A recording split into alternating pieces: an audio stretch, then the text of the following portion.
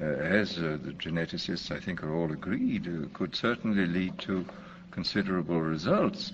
Of course, for eugenics to take place in a rapid way, you would have to be able to control not merely the male genetic factors, but the female, which is, of course, much more difficult, but not impossible, I imagine. I have one written question here I'd like to read out to us.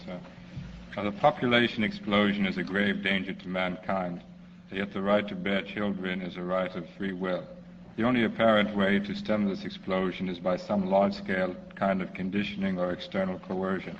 Yet this is also a grave danger. Is there any way out of this dilemma?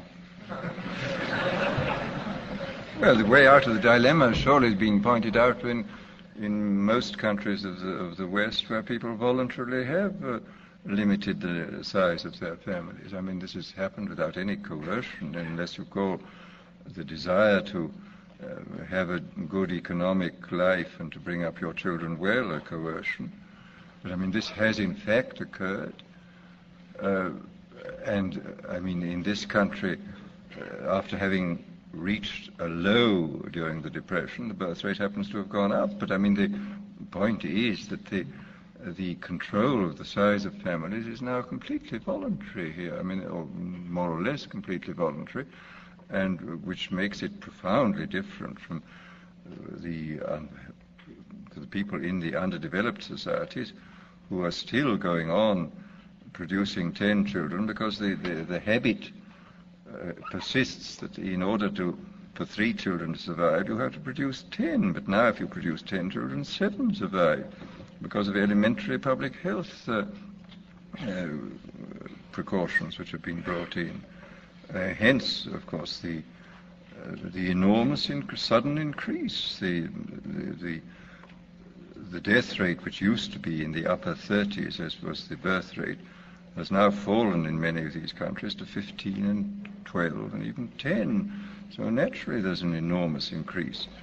But it's certainly going to take some time to get people to change their habits. I mean, psychological inertia is much more powerful than physical inertia. I mean, it's much easier to push a 10-ton truck than a human being. Mr. Post has one further question here. You've spoken of the ends to which drugs should not be devoted, such as increasing conformity, making men more content with what is actually an intolerable situation, securing the power of a small elite, and so on. To what ends do you think these drugs should be devoted, granted that we have them?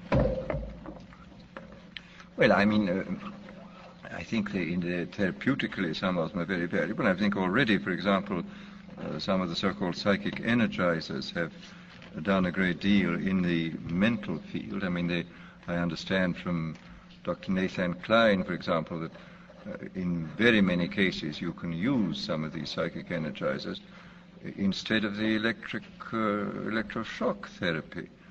And people say that electroshock therapy doesn't do any harm, but I cannot believe that partial electrocution is good for anybody. And it seems to me a very good thing that if you can get people on a maintenance dose to get them out of these awful catatonic and depressed conditions, which you seem to be able to do. And therefore there are many people, it seems to me, outside institutions who have tendencies in the same direction, which I think a genuine psychic energizer might be, which could be used without harm to people, would be of immense value. There was even, it was stated a few years ago, I remember, that the Russians had a 5-year plan for increasing mental efficiency by chemical means. I don't know whether this has gone on and what they've discovered, but I would think it's probably on the cards that you could increase the span of attention, the amount of time you could concentrate on things, the power of observation and so on, by chemical as well as by educational means. I mean, I think that there are a number of probably quite good things you could do. And then, again, in the case of these very strange substances like psilocybin, and lysergic acid. I think there's a great deal to be said for doing what William James talked about, of getting people to realize that their ordinary sort of common sense view of the world is not the only view, that the universe they inhabit is not the only possible universe, and that there are other very strange universes which some people spontaneously inhabit. I mean, a man like William Blake obviously inhabits an extremely different universe from that which most people inhabit. And I think it's probably very wholesome for people to be permitted to realize this fact, to perceive that the world of the mind is immensely large, and that there are these very strange and extraordinary areas in them, and there are plenty of cases in the literature where these kind of experiences have produced a kind of conversion. The work which is being done at Harvard now by Leary in the prison, in the local prisons in Boston, it's very interesting, a sort of a series of extraordinary conversion experiences among hardened criminals have emerged from this. And here again, there may be, we don't know enough about the subject yet, but there may be possibilities of very great importance here of sort of removing obstacles. I mean, the justification it was stated by Bergson years ago when he was defending William James against his use of nitrous oxide.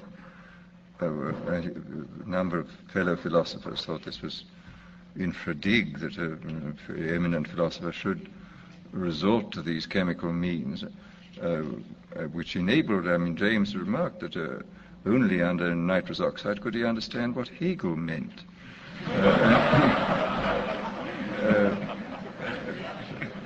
Bergson said that it must be realized that the experiences which Mr. James describes are not caused by the gas.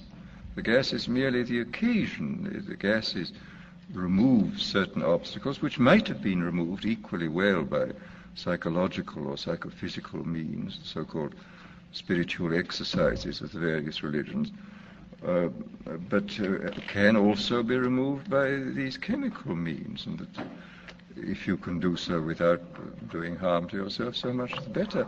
And incidentally, it's one of the great tragedies, I think, in psychological research that James, I think in about 1905, made an experiment with peyote. And as he had a rather weak stomach, all that he got was violent vomiting. He said, "I'm afraid I must take the visions for granted. I got only the nausea." And it's an awful pity. If he'd had a stronger stomach, we should have had this research beginning 50 years ago.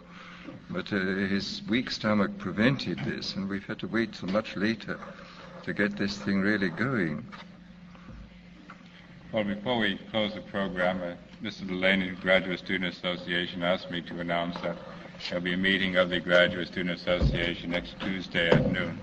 Now, I want to express our appreciation to Mr. Huxley on behalf of all of those who are fearful lest our augmented knowledge restrict our understanding.